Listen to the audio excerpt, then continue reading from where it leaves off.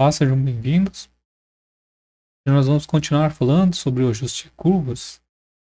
Vamos ver então que dentro do problema de regressão linear, vamos ver aqui como analisar a solução obtida aqui pelo método dos mínimos quadrados.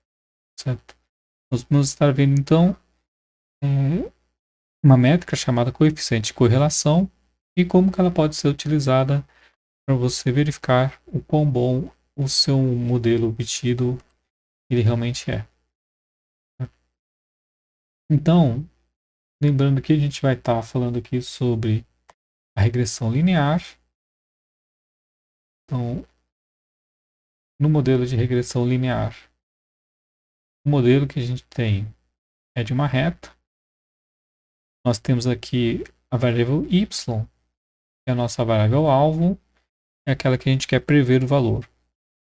A variável x é chamada então de variável independente ou preditora, certo? Ou seja, é aquela que você vai, dado um valor de x, você quer encontrar qual que é o valor de y correspondente. E para isso, a gente tem que estimar os parâmetros dessa reta. Então a gente tem que estimar os valores de θ1 e os valores de θ0. Tá certo? Então esse é o método dos mínimos quadrados.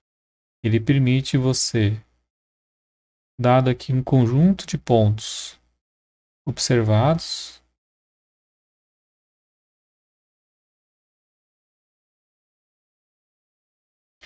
e esses pontos eles estão mais ou menos alinhados aqui em torno de uma reta, né?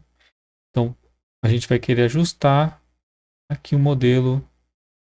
Imagina que você queira ajustar aqui o modelo de uma reta para um conjunto de pontos.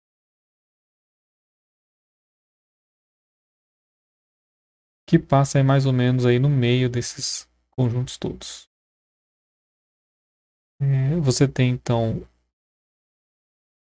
o θ1, que vai ser essa inclinação,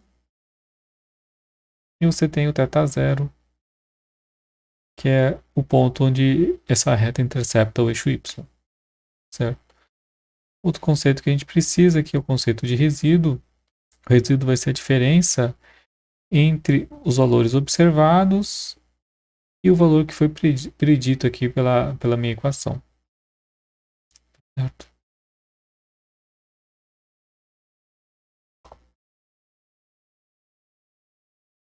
Bom, então o que a gente quer saber é isso aqui, ó. Será que o modelo que a gente escolheu, ele é bom ou ele é ruim? Será que ele explica muito bem os pontos ou será que ele não explica? Vamos ver aqui então, vamos ver um exemplo. Então, para esse exemplo, eu estou usando aqui uma biblioteca para gerar números aleatórios, certo? O meu modelo vai ser o modelo de uma reta, onde o θ1 é igual a meio e o θ0 vai ser igual a 10, certo? Então aqui eu tenho x vezes θ1 mais o θ0. Eu vou gerar aqui dois conjuntos de observações. Então eu tenho aqui valores y1 e y2. No primeiro, eu vou gerar números aleatórios com média zero e variância meio. No segundo, eu vou gerar também com média zero, mas aqui eu vou aumentar a minha variância para 2. Certo? Então, o que vai acontecer? Nós vamos ter então aqui, se eu plotar aqui os gráficos de expressão aqui dos pontos, observa aqui o conjunto y1, ele vai ficar muito mais próximo aqui, enquanto o y2 ele vai ter uma dispersão bem maior aqui dos pontos. Certo? Então, eu vou aplicar aqui o método de regressão linear. Vou estar usando aqui a biblioteca SciPy. E aí eu vou estar usando aqui a função linRegress. Passei aqui os pontos x, passei o conjunto y1, salvei aqui na variável res, e aí eu vou pegar então o valor de θ1, o valor de θ0 salvei aqui nessas variáveis, M1 θ1 e M1 θ0. Faço o mesmo aqui para o conjunto y2. Vou salvar aqui na variável res2. E aí depois eu vou plotar aqui os pontos e vou plotar a reta. Faço o mesmo para o conjunto y2. Vou plotar os pontos e vou plotar a reta obtida.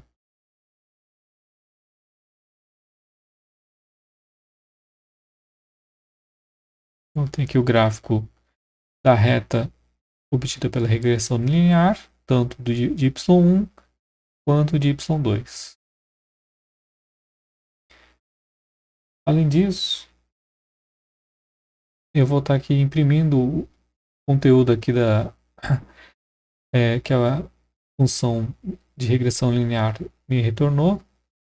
Observa que ela vai retornar aqui, ó, várias outras informações, além da inclinação e do ponto que ele intercepta. Ele vai me retornar aqui o valor R, um valor de R, o valor de P. Ele vai me dar aqui alguns outros valores, tá? Que são úteis aí para você analisar a qualidade da regressão. Eu imprimo aqui também a equação da reta. Então observa que elas ficam bem próximas aqui da nossa reta, que era meio x mais 10. Então as duas elas ficam bem próximas, tá? E aí eu também imprimo o valor aqui do r ao quadrado. Então, isso que a gente vai estar falando agora é o valor aqui dessa métrica aqui, r ao quadrado. Tá certo? Observa que o r quadrado para o conjunto y1 ele é bem maior do que o valor do r ao quadrado para o conjunto y2.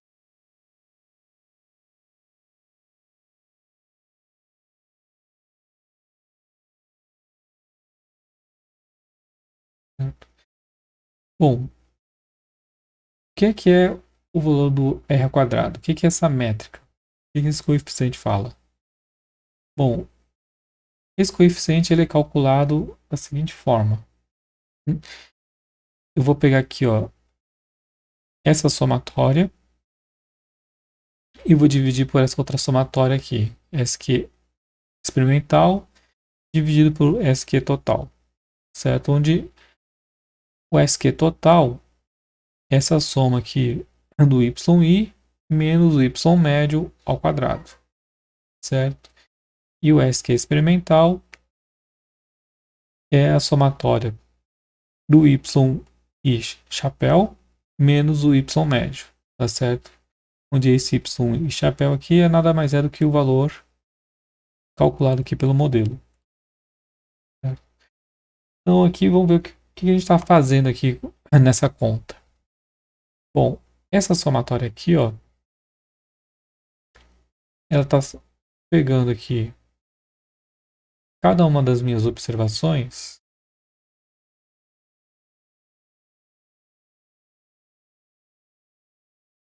e está pegando a distância dela em relação ao valor médio. Então, ou seja, como se eu estivesse aqui pegando,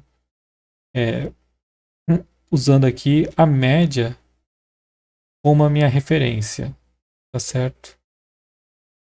Já essa somatória, ela vai pegar aqui a minha média, vai pegar aqui o modelo que você obteve e vai pegar aqui essa diferença aqui, certo? Para cada ponto, ela vai fazer essa conta. O que eu estou analisando aqui? Eu estou analisando o quão bem eu tô fazendo aqui, o quão bem a minha reta ela explica se eu simplesmente comparasse em relação à média. Se eu só pegar o valor médio, quanto que essa reta aqui ela explica melhor? Então é isso, basicamente é isso o que o r quadrado ele acaba fazendo. Tá certo?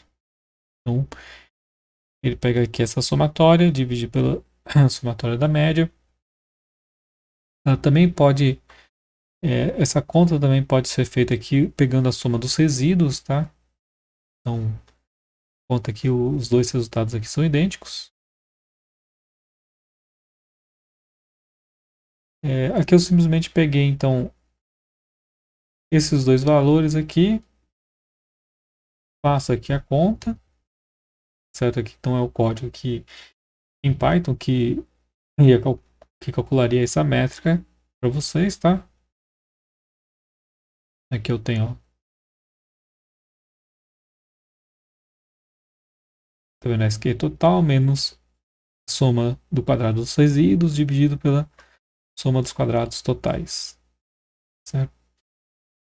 E aí eu tenho aqui então os valores, tá certo? Que são aqueles valores que a gente viu ali anteriormente, tá certo? Se eu pegar aqui esses valores aqui, ó, são os mesmos valores que a gente obteve aqui na nossa resposta, tá certo? Então o que acontece é isso, quanto mais disperso esses valores, menor aqui vai ser o valor do r ao quadrado, e quanto mais próximos da reta, mais próximo de 1 esse valor acaba ficando, certo? Então, a grande vantagem de você usar essa métrica é que você tem ali um intervalo entre 0 e 1, certo? E você sabe que quanto mais próximo isso aqui tiver de 1, melhor ele vai estar ajustado, certo? Então você não precisa ficar visualmente, você não precisa ficar inspecionando visualmente os seus dados para você saber se o ajuste foi bem feito. Você consegue fazer isso aqui de forma mais ou menos automática.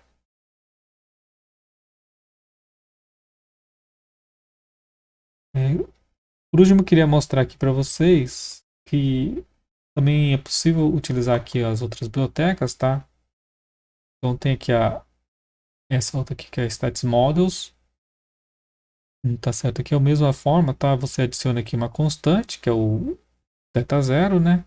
Então, isso aqui é para você poder estar capturando o valor de θ0 no seu modelo. Aí eu faço aqui chama a função fit, passo o conjunto y, conjunto x, e aí então eu tenho aqui o meu sumário, tá certo? E aqui, ó, observa que dentro do sumário você tem aqui o valor do r ao quadrado, além de outras estatísticas.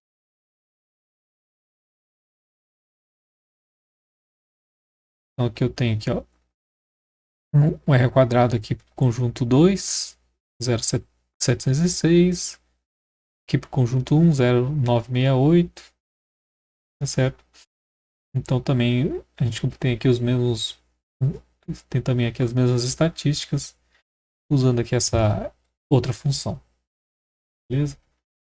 Então esse aqui é um jeito interessante aí de você saber medir, mensurar se o método dos mínimos quadrados ele foi bem feito ou não, certo? A gente vai ver também depois essa forma aqui R quadrado ajustado, tá? Porque dependendo aqui do modelo que você utilizar, o R quadrado ele acaba ficando enviesado, ele acaba não sendo uma métrica muito boa. Para o modelo linear ele é bom, mas para alguns outros modelos a gente precisa aqui usar usar aqui o R quadrado ajustado. Beleza? Então, obrigado aí. Até mais.